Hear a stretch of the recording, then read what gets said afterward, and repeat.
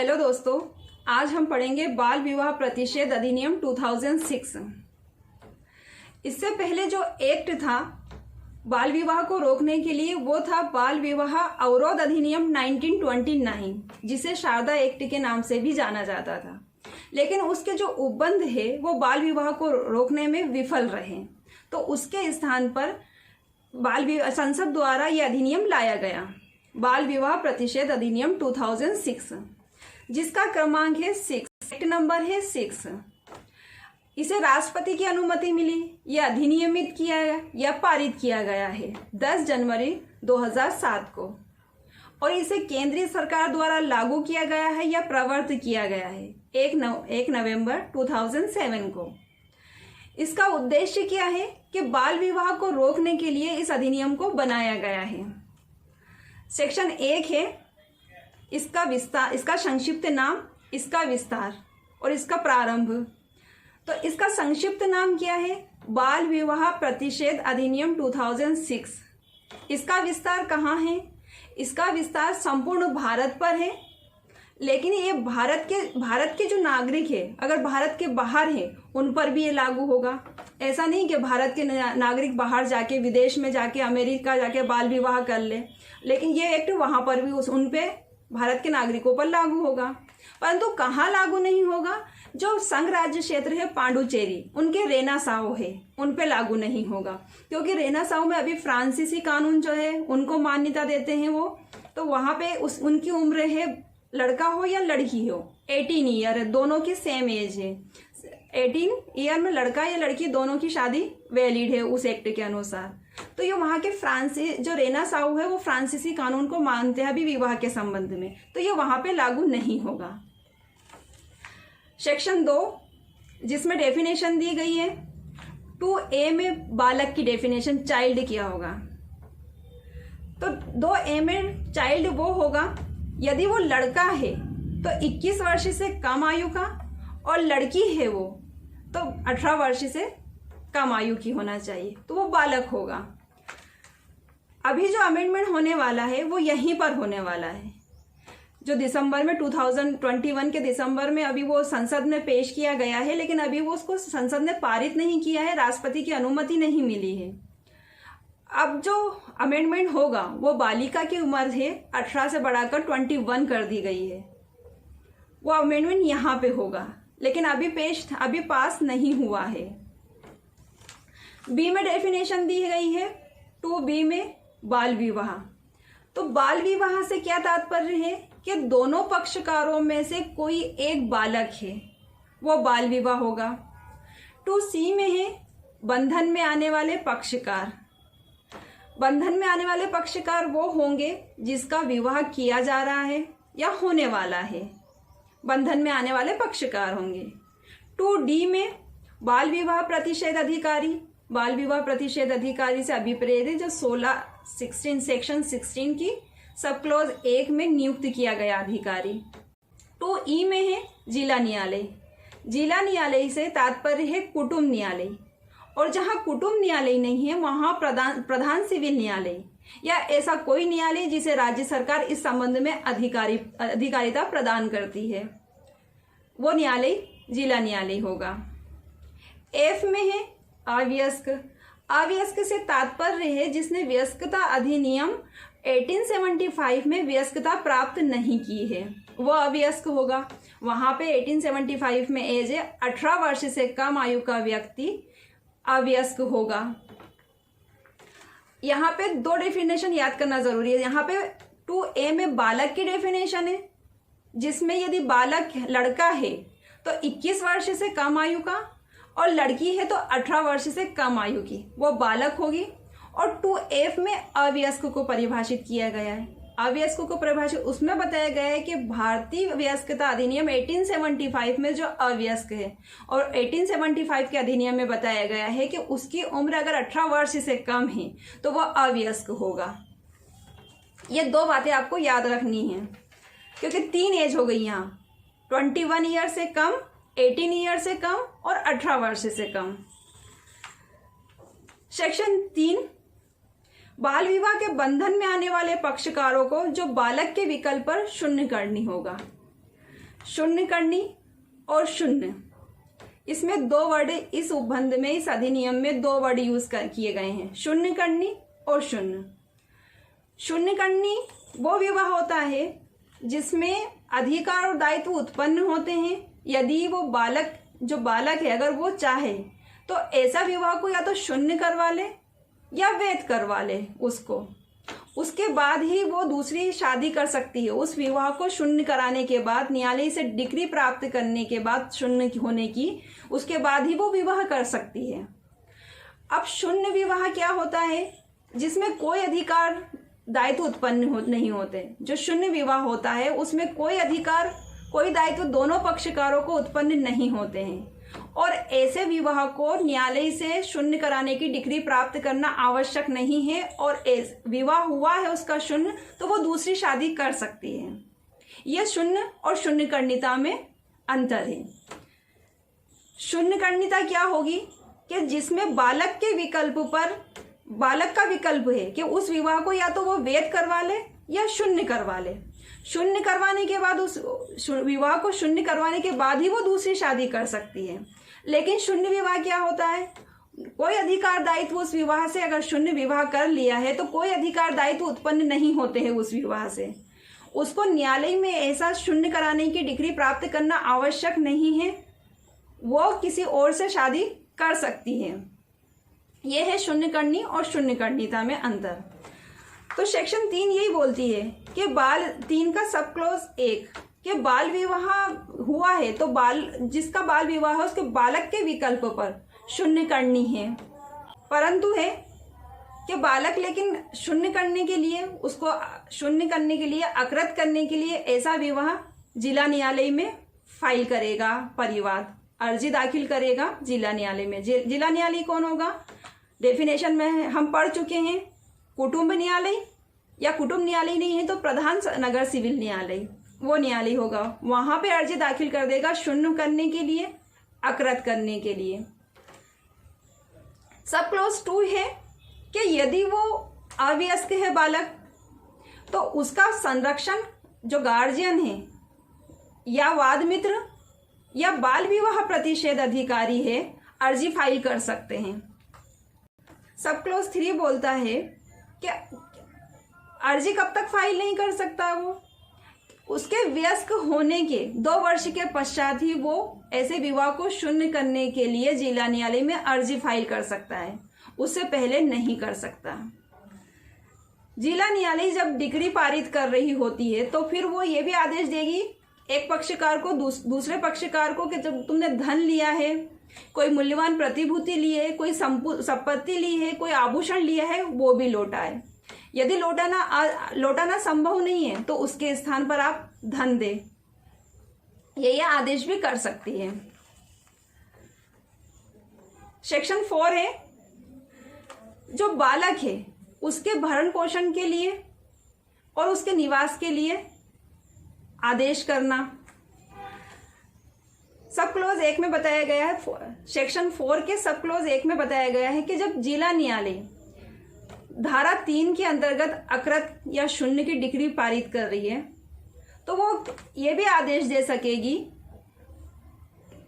वयस्क पुरुष को आदेश दे सकेगी कि उसका भरण पोषण किया जाए बालिका का। अगर वो पुरुष जिसने विवाह किया है वो अवयस्क है तो उसके संरक्षक को आदेश दे देगी कि जब तक इस बालिका का विवाह नहीं हो जाता, ये पुनर्विवाह नहीं कर लेती है, तब तक कि आप इसका भरण पोषण करो। सबसे पहले किसको बोलेगी? जो वयस्क पुरुष को जिसने विवाह किया है, लेकिन वो अवयस्क है तो उसके गार्जियन को बोलेगी, अवयस्क पुरुष के गार्जियन को बोलेगी कि आप भरण पोषण करो इस बालिका का जब तक ये पुनर्विवाह नहीं कर लेती है। सब क्लोज 2 में है कि जब भरण पोषण का आदेश देगी जिला न्यायालय तो वो किन किन बातों को ध्यान रखेगी कि जब वो विवाह के समय जो लाइफ स्टाइल जी रही थी उसका भी ध्यान रखेगी, पक्षकार के आय के साधनों का भी देखा जाएगा और उसकी आवश्यकता, जो बालक की आवश्यकता है, वो चीजें ध्यान रखकर वो भरण पोषण का आदेश दे देगी। सब क्लोज 3 है कि ऐसा भरण पोषण का आदेश या तो वो बोले कि एक मुश्त दे दो, लमसम दे दो या किश्तों में दे दो। सब क्लॉज 4 है, उसके निवास स्थान का भी आदेश दे देगी, बालिका के निवास स्थान का भी, कि उपयुक्त जो निवास स्थान है उसके लिए जब तक कि वो पुनर्विवाह नहीं कर लेती है तब तक कि उसके स्थान का, उसका उपयुक्त स्थान, निवास स्थान का भी आदेश दे सकती है। सेक्शन 5 है कि बाल विवाह से जो जन्मे हैं बालक उनकी अभिरक्षा और उनका भरण पोषण। सेक्शन 4 में क्या है कि जो बालिका, जो बालक है उसका विवाह है, उसका भरण पोषण और उसका निवास स्थान। लेकिन ऐसे बाल विवाह से जन्मे बालक है उनकी अभिरक्षा और उनका भरण पोषण वो सेक्शन 5 में बताया गया है।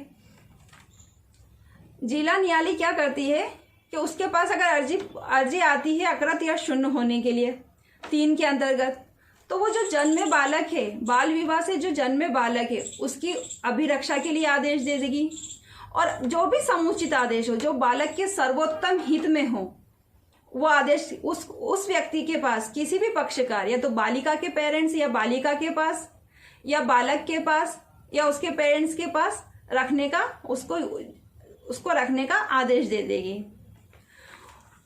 सब क्लॉज 4 है इसका कि वो भरण, उसका जो बच्चा है, बाल विवाह से जो जन्मा बालक है उसके भरण पोषण के लिए भी आदेश दे देगी। किसी भी पक्षकार को, दोनों पक्षकार में से किसी भी पक्षकार को उसके भरण पोषण का भी आदेश दे देगी। 6 में है कि बाल विवाह से जन्मे जो बालक है वो धर्मज होंगे, यानी वो वैध होंगे।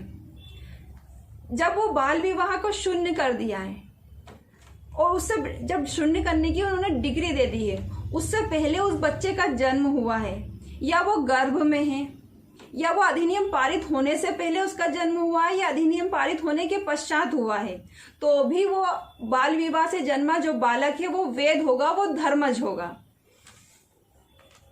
सेक्शन 7 है कि धारा 4 और 5 के अधीन किए गए आदेशों को उपांतरित करने की शक्ति, या तो अर्जी लंबित है 4 के अंतर्गत, धारा 4 के अंतर्गत या धारा 5 के अंतर्गत, भरण पोषण की, अभिरक्षा की, उसके निवास स्थान की अर्जी लंबित है, या अर्जी का निपटारा हो गया है और कोई परिस्थितियों में परिवर्तन हो गया है, तो जिला न्यायालय उसमें परिवर्तन कर देगी उसके आदेश में या उसको वापस ले लेगी।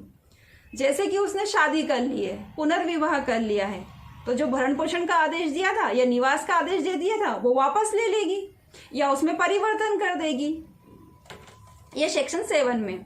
सेक्शन 8 में है कि अर्जी कहाँ फाइल की जाएगी, कि सेक्शन 3 के अंतर्गत बाल विवाह को शून्य करवाना, सेक्शन 4 के अंतर्गत उसका बालिका का भरण पोषण, उसका निवास स्थान, सेक्शन 5 के अंतर्गत जो बाल विवाह से जन्मे जो बच्चे हैं उनकी अभिरक्षा, उनका भरण पोषण के लिए, इन सब के लिए अर्जी जिला न्यायालय में कहाँ फाइल की जाएगी।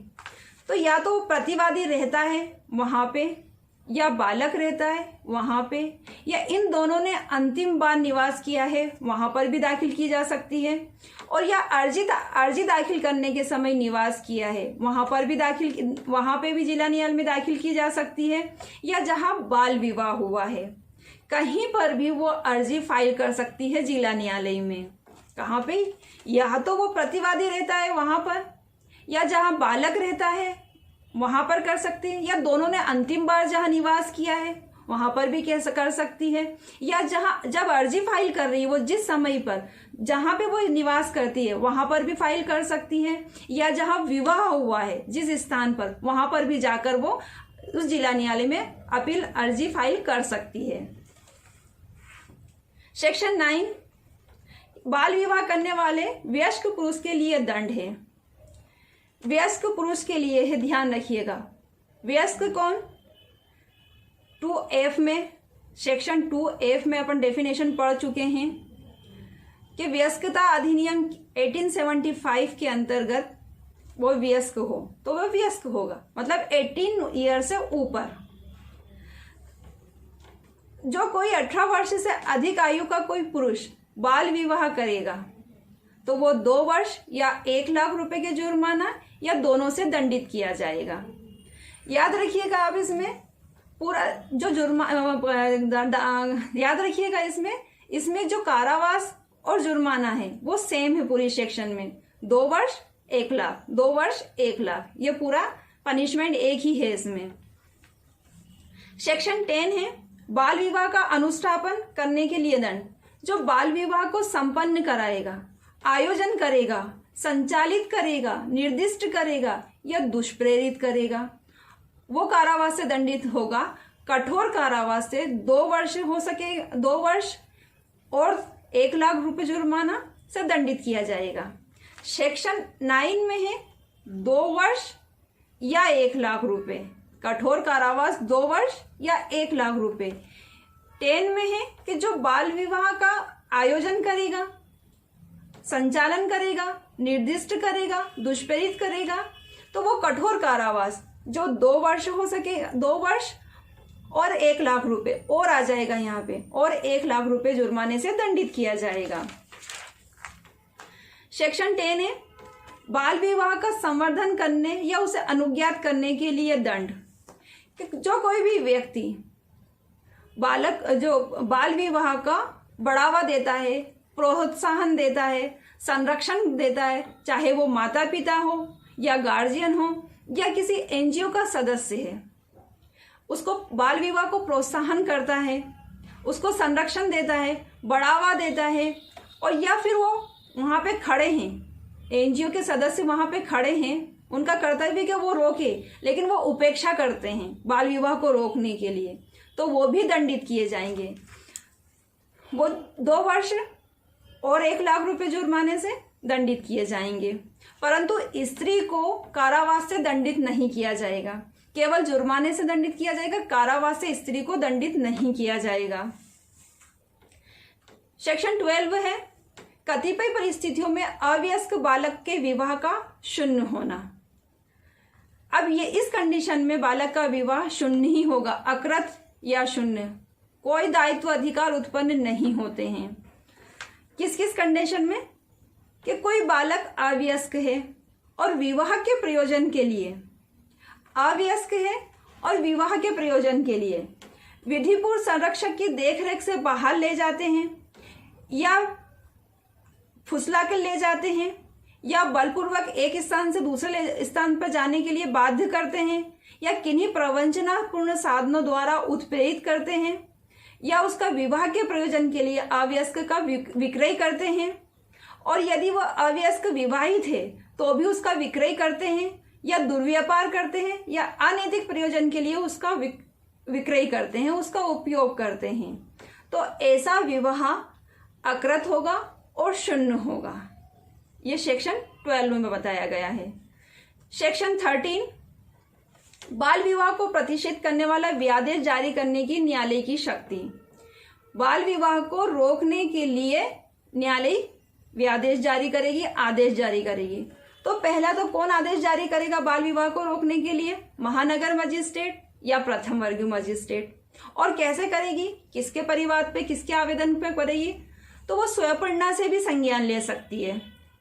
महानगर मजिस्ट्रेट या प्रथम वर्ग मजिस्ट्रेट स्वयंप्रेरणा से भी संज्ञान ले लेंगे। उसके बाद किसी एनजीओ के मेंबर से परिवाद करता है या कोई व्यक्ति जिसे व्यक्तिगत जानकारी है कि यहाँ बाल विवाह होने वाला है, वो भी परिवाद कर सकते हैं। और बाल विवाह प्रतिषेध अधिकारी आवेदन कर सकता है। तो महानगर मजिस्ट्रेट, प्रथम वर्ग मजिस्ट्रेट ऐसे बाल विवाह को रोकने के लिए आदेश जारी कर देगा। किस किस के आवेदन पर?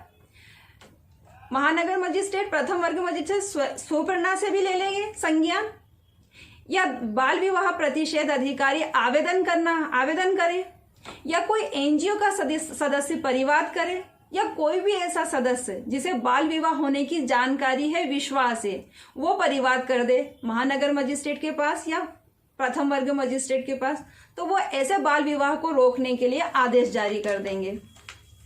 सेक्शन 13 का सब क्लोज 4 अक्षय तृतीया जैसे दिनों में जो सामूहिक विवाह होते हैं वहां डीएम डिस्ट्रिक्ट मजिस्ट्रेट को जिला मजिस्ट्रेट को बाल विवाह प्रतिषेध अधिकारी समझा जाएगा और जो डिस्ट्रिक्ट मजिस्ट्रेट है वो विवाह के रोकने के लिए न्यूनतम पुलिस बल का भी उपयोग कर सकते हैं।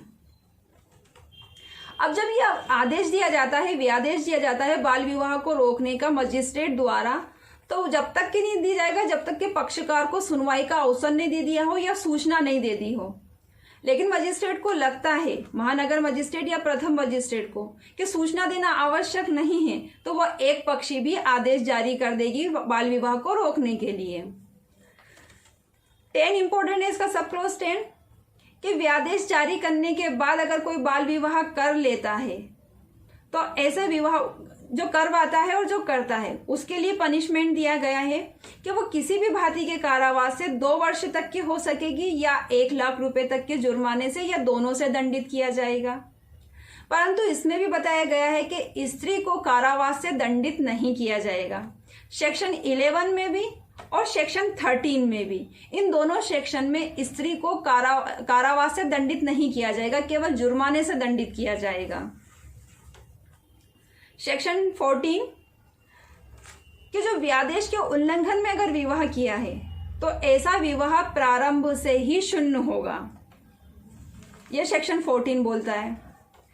सेक्शन 15 अपराधों का संज्ञेय और अजमानती होना। अपराध जो बाल विवाह होता है इस अधिनियम के अंतर्गत वो संज्ञेय होगा और अजमानती होगा। संज्ञेय 2C CRPC के अंतर्गत मजिस्ट्रेट के वारंट के बिना भी उस व्यक्ति को गिरफ्तार किया जा सकता है और अजमानती जमानत नहीं होगी। सेक्शन 16 है बाल विवाह प्रतिषेध अधिकारी। तो राज्य सरकार बाल विवाह प्रतिषेध अधिकारी की नियुक्ति करेगा। सब क्लॉज 2 है राज्य सरकार बाल विवाह प्रतिषेध अधिकारी को सहायता देने के लिए अनुरोध कर सकेगी। किस किस से कर सकेगी? स्थानीय सम्मानीय सदस्य से, ग्राम पंचायत नगर पालिका के किसी अधिकारी से, किसी पब्लिक सेक्टर के उपक्रम में कोई भी अधिकारी है उससे, या एनजीओ के किसी सदस्य से अनुरोध कर सकती है कि आप बाल विवाह प्रतिषेध अधिकारी की सहायता करें।